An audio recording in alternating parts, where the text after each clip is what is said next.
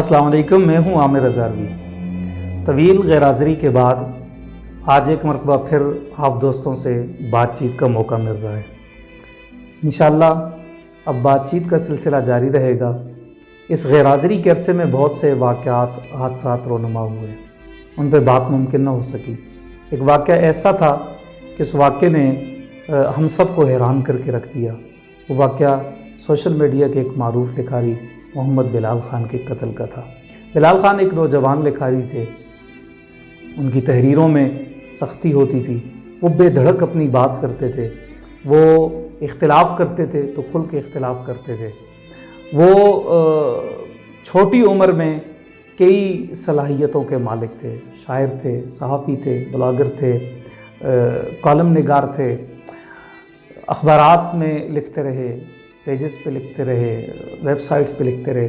Girls वो कोई गुमनाम नाम नहीं थे। इस्लामाबाद में उन्हें घर से बुलाकर कत्ल किया गया। उन्हें किसी ने फ़ोन किया, बुलाया और बुला के कत्ल कर दिया। आज कई दिन गुजरने के बाद भी बिलाल ख़ान के कातिल गिरफ़्तार नहीं हो सके। इस मुल्क में यही रिवायत रही है कि कातिल किसी के भी पकड़े नहीं जाते। मौलाना समीउल हक को मारा गया, उनके कातिल नहीं पकड़े गए। बेनज़ीर भुट्टो के कातिल नहीं पकड़े गए। लियाकत अली ख़ान के कातिल नहीं पकड़े गए। जनरल ज़ियाउल हक के हादसे के पीछे कौन था, कोई पता नहीं है। आज तक कौन को पता नहीं चल सका। मुल्क कत्ल हुआ, दो लख्त हुआ, पता नहीं चल सका कि कातिल कौन है, मुल्क को दो टुकड़े करने वाला कौन है। ये सारी बातें ठीक हैं, लेकिन बिलाल ख़ान का ज़रा केस मुख्तलिफ है। बिलाल ख़ान आज के दौर में कत्ल हुआ, उसे फ़ोन पे बुलाया गया। आज जदीद दौर है, टेक्नोलॉजी का दौर है।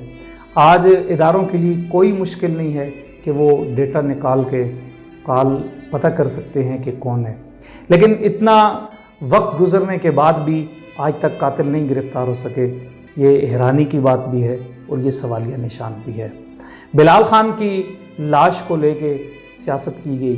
कुछ लोगों ने कहा कि इनको एक ख़ास मकतबे फ़िक्र के लोगों ने मारा। बिलाल ख़ान की लाश पे खड़े होके कुछ लोगों ने उस गिरोह के ख़िलाफ़ नारे भी लगाए हैं। एक दूसरा गिरोह उठा, उन्होंने बिलाल ख़ान की आखिरी पोस्ट को लेके रियासती इदारों के ख़िलाफ़ एक मुहिम शुरू कर दी कि भाई बिलाल ख़ान को रियासती इदारों ने कत्ल किया है। एक गिरोह उठा, उसने एक नई मुहिम शुरू की, उन्होंने बिलाल ख़ान के कत्ल का इल्ज़ाम PTM के ऊपर लगा दिया है। लेकिन आज दुनिया हमारे रियासती इदारों से, हमारी रियासत से ये मुतालबा कर रही है कि बिलाल ख़ान का कातिल सामने लाया जाए, और ये ठीक मुतालबा भी है। ये ज़ाहिर है एक मज़हबी गिरोह दूसरे मज़हबी गिरोह पे शक कर रहा है।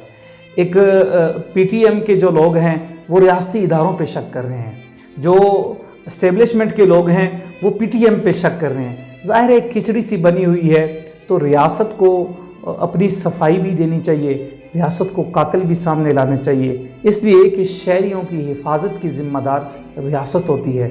अगर कोई शहरी कत्ल हो जाता है तो रियासत के पास वो सारे वसाइल होते हैं कि वो एक कातिल को सामने ला सके। तो ये कोई इतना बड़ा वो भी नहीं है कि कोई तहकीक करनी है।